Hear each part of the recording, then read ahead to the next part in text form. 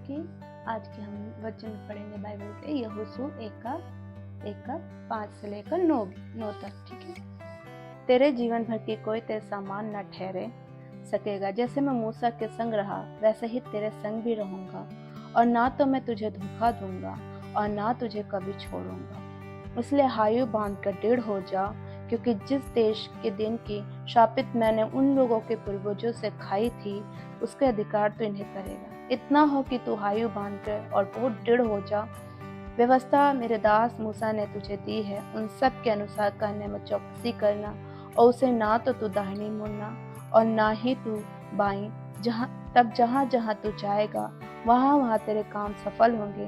व्यवस्था की पुस्तकें तेरे चित्त से कभी ना उतरने पाए। इसमें दिन रात ध्यान दिए रहना, इसलिए कि जो कुछ उसमें लिखा है उसके अनुसार करने की चौकसी करो, क्योंकि ऐसे ही करने से तेरे सब काम सफल होंगे और तू प्रभावशाली होगा। क्या मैंने तुझे आज्ञा नहीं दी?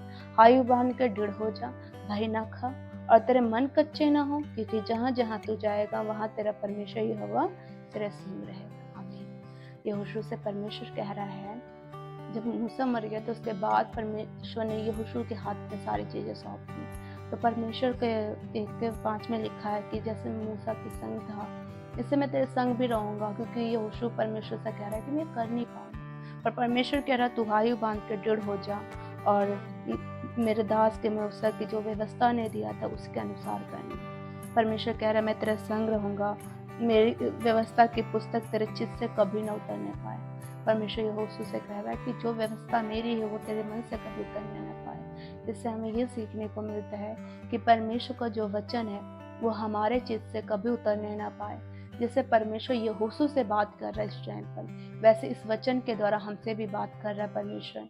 वो परमेश्वर कह रहा है कि जो व्यवस्था मेरी है पुस्तक की वो तुम्हारे चित्त से कभी उतरने ना पाए न, और उसमें दिन रात ध्यान रखना। जब हम परमेश्वर के व्यवस्था की चित्त से कभी उतरने ना पाए, जब हमारे दिल से कभी उतरने ना पाए, और उसमें जब हम दिन रात ध्यान लगाएंगे तो परमेश्वर हमारी चौकसी करेगा। परमेश्वर हमारे सारे कामों को सफल करेगा, क्योंकि परमेश्वर हमारे साथ और हम दृढ़ होकर परमेश्वर हमें कर आयु बांध लो। इसलिए क्योंकि जब हम किसी बातों से भय खाते या हमारा मन कच्चा होता, उस टाइम परमेश्वर हमें यहोशू की पुस्तक के ये वचन याद दिलाता है कि उसके जो व्यवस्था है वो अपने मन के अंदर रखना चाहिए, चित्त में लगा लेना चाहिए। वो चित्त की बात क्या है? वो हृदय में, जो हमारे हृदय में पूरे दिन पूरे समय में जब रहता है, तो परमेश्वर के जो हमारा जो काम है, जो मन कच्चा होता है, वो परमेश्वर का व्यवस्था हमारे अंदर अगर रहेगा तो कभी हमारे साथ ऐसा नहीं होगा। हमारा हर काम परमेश्वर सफल करेगा और परमेश्वर हमेशा हमारे साथ रहेगा। परमेश्वर ने ये भी यहोशू से कहा, क्योंकि तू जहाँ जहाँ जाएगा वहाँ वहाँ मैं परमेश्वर यहोवा तेरे संग रहेंगे।